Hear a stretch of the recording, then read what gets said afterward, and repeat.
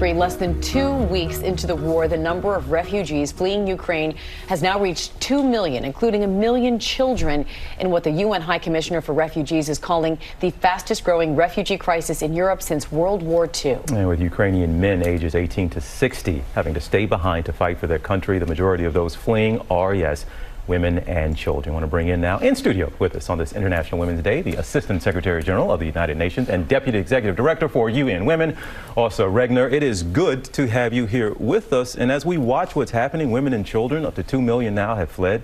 And they're fleeing essentially violence, but there's also other things that they're at risk for, given the situation now.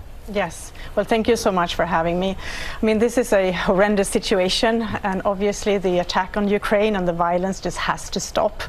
And humanitarian corridors need to be open so that those fleeing can get humanitarian support. And that has to be informed about the fact that the majority of those fleeing are women and their children. So they need maternal health support, they need shelter, they need obviously food and medicine.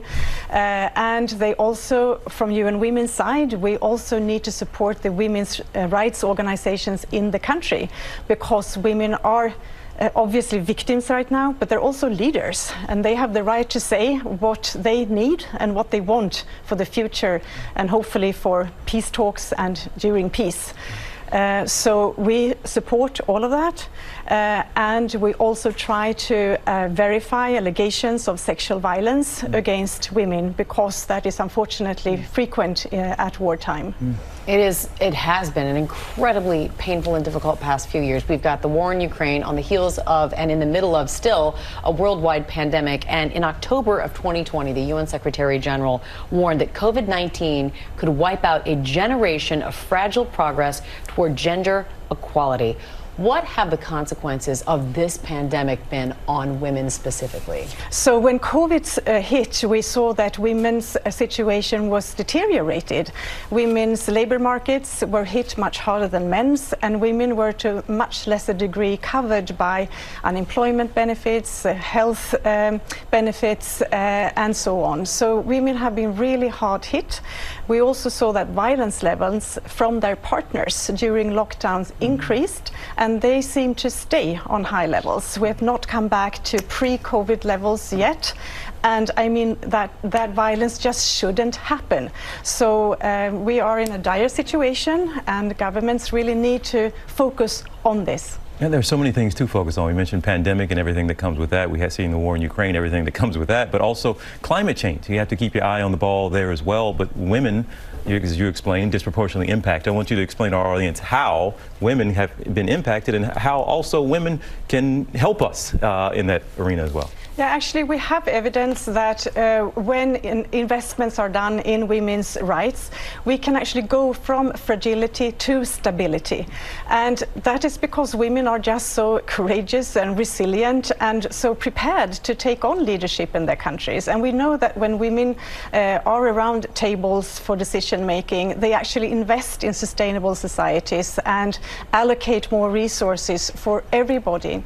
But women are hit by the climate crisis in many ways. For example, in poor countries, they're often tasked with water fetching. And when water dry out and water sources are further away, yet further away from houses, women might spend whole days fetching water and can thus not have their own incomes. That creates poverty for themselves and for children. Climate change also sparks conflicts.